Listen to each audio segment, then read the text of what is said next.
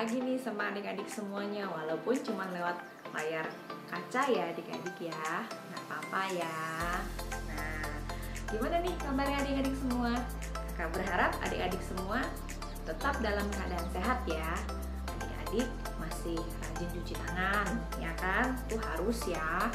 Terus kalau misalnya keluar, ya masih tetap pakai masker ya, atau pakai face shield juga boleh. Nah, jangan lupa juga olahraga nih sedikit-sedikit ya, gerak-gerakin, gerak-gerakin badan sedikit, nggak apa-apa.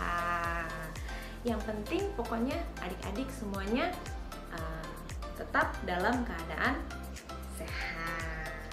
Oke, adik-adik, hari ini kakak mau bawakan satu buah cerita yang judulnya Tidak Tergoda. Wah, kok tidak tergoda ya? Tidak tergoda apa nih adik-adik nih? Nah, ceritanya gimana? Seperti biasa, sebelum Karisma mau mulai cerita, yuk lipat tangan adik-adik semua, tutup mata, kita mau berdoa ya. Kakak akan berdoa buat adik-adik semuanya. Yuk, terima kasih Tuhan untuk penyertaan-Mu semalam tadi hingga hari ini.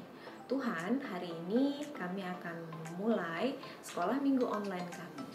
Berkati hamba-Mu juga yang akan membawakan cerita pada hari ini tentang tidak tergoda. Biar kiranya cerita tidak tergoda ini boleh membawa adik-adik semua menjadi anak-anak Tuhan yang hebat, yang tidak gampang tergoda oleh godaan yang ada di kanan kiri mereka dalam kehidupan mereka sehari-hari. Terima kasih Tuhan, haleluya, amin. Nah, buat adik-adik di rumah yang sudah bisa membaca, silahkan persiapkan Alkitabnya. Nah, kalau buat adik-adik yang belum bisa membaca, gak apa-apa, nanti bisa baca bareng sama mama papa di rumah ya. Nah, adik-adik sudah siap semua ya? Wah, sudah pakai baju rapi, sudah mandi semua. Oke, good. Terus Alkitabnya sudah disiapkan? Oke. Nah, duduk manis, siap-siap mendengarkan cerita dari Karisma ya. Oke. Nah, hari ini adik-adik semua bisa membuka Alkitab adik-adik semua di Matius 4 ayat 1 sampai dengan 11. Kakak ulang ya, di Matius 4 ayat 1 sampai dengan 11. Adik-adik nanti bisa baca keseluruhannya ya, bareng sama mama papa, boleh dibaca sendiri boleh. Nah, ini Karisma mau menceritakan sedikit aja ya dari Matius 4 ayat 1 sampai dengan 11 ya. Kakak cerita sedikit aja ya. Nah, di Matius 4 ayat 1 sampai dengan 11 itu menceritakan tentang kisah apa? Yesus dicobai di padang gurun. Nah, oleh si iblis ya yang mencobai Tuhan Yesus. Nah, adik-adik nanti di Alkitab bisa baca ya untuk keseluruhan kisahnya. Nah, adik-adik cerita itu menceritakan tentang Tuhan Yesus yang dicobai oleh iblis. Nah, adik-adik tahu nggak? Ada berapa pencobaan yang diterima sama Yesus? Ada berapa? Ada 3 ya. Nah, yang pertama apa adik-adik? Tuhan Yesus disuruh apa sama si iblis? Betul, mengubah batu menjadi roti. Wah, waktu itu kan Tuhan Yesus sedang berpuasa ya, 40 hari 40 malam tuh puasanya. Bayangin, lagi nggak makan kan, berarti kan kalau puasa nggak makan nggak minum kan berarti. Nah, tiba-tiba iblis menyuruh dia untuk rubah deh batu ini menjadi roti. Wah, kalau adik-adik gimana? Wah, langsung dirubah, sim salabim, abrakadabra, jadi roti. Wah, tapi kalau Tuhan Yesus tidak, ya Tuhan Yesus bilang, nggak mau. Karena manusia hidup bukan dari roti aja, tapi dari firman Tuhan. Wah, menang dong Tuhan Yesus, ya kan? Satu pencobaan selesai, Tuhan Yesus menang. Nah, pencobaan yang kedua apa? Iblis minta apa dari Tuhan Yesus? minta melakukan apa dari Tuhan Yesus nih si iblis? Ternyata si iblis minta apa adik-adik? Dari Tuhan Yesus. Tuhan Yesus diajak naik ke atas bait suci. Wah, terus disuruh lompat adik-adik. Hah? Kok disuruh lompat? Kenapa? Nah, ternyata iblis tuh bilang gini, kamu lompat deh ke bawah, gitu kan? Pasti nanti kamu akan ditolong nih sama malaikat-malaikat Tuhan.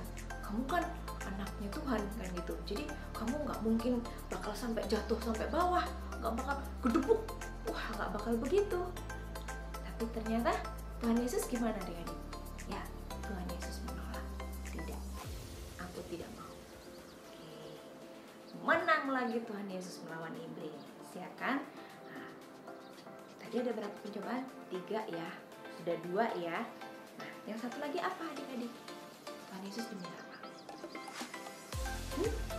Betul.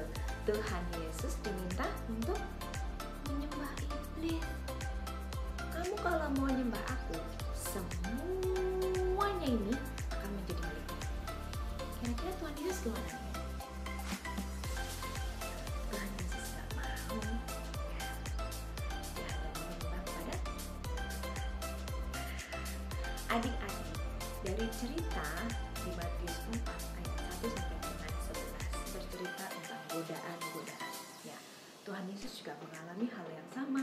Tuhan Yesus dicobai oleh iblis. Nah, adik-adik, adik-adik sering sadari nggak bahwa adik-adik itu juga mengalami godaan-godaan dalam kehidupan adik-adik sehari-hari. Nah, contohnya gini adik-adik, misalnya ya, adik-adik punya PR banyak. Ternyata ada teman adik-adik bilang, yuk, di rumahku lagi ada PlayStation baru loh, mamaku beliin aku Xbox, misalnya gitu.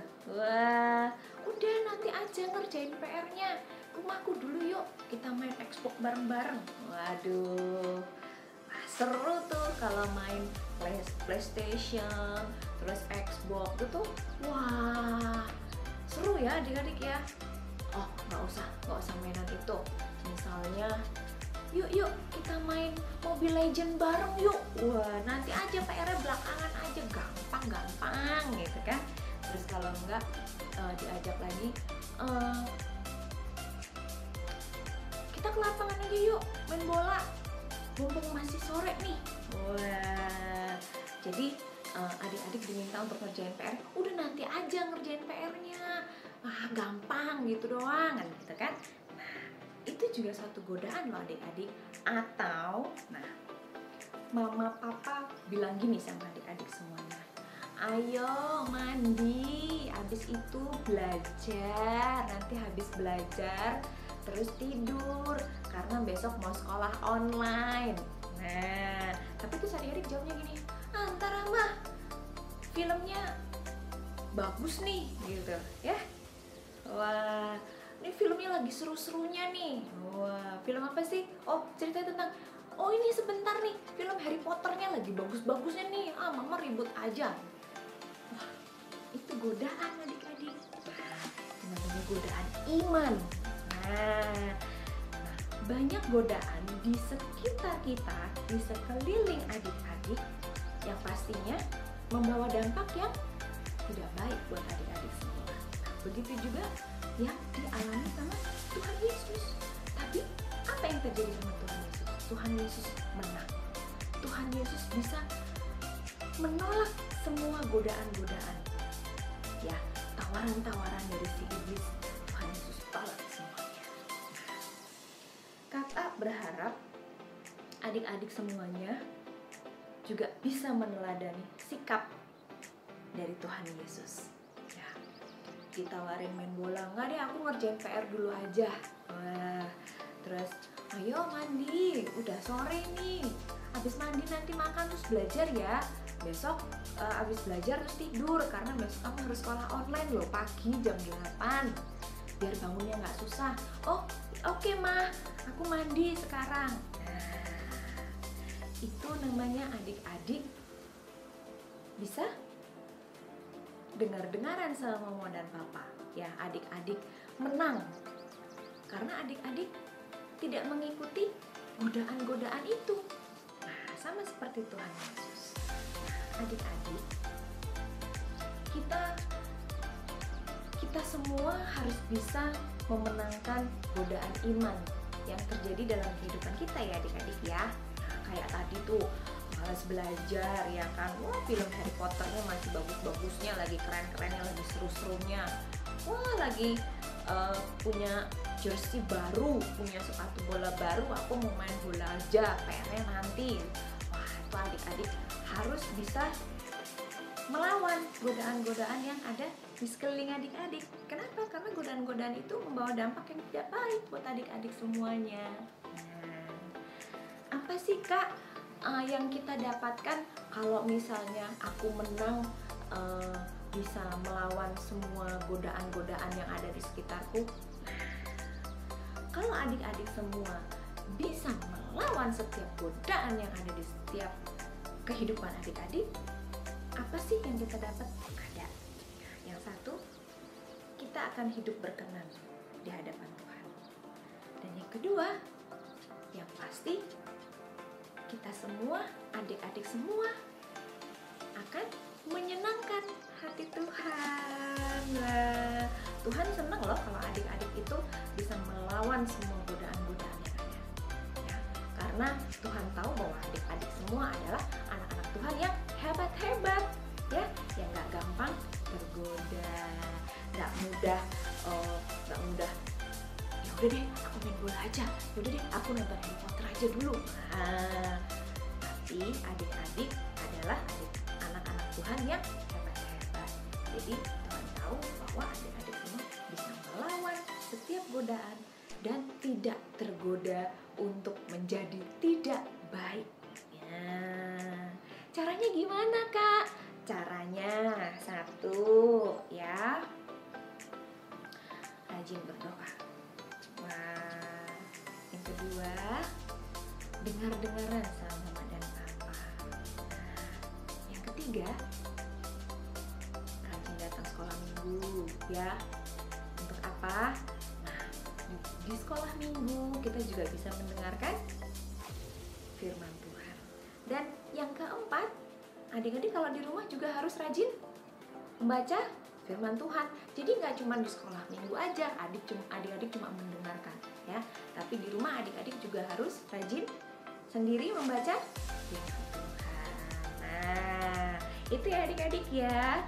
Jadi cerita dari Matius 4 ayat 1 sampai dengan 11 ya, mengajarkan kita untuk tidak gampang tergoda.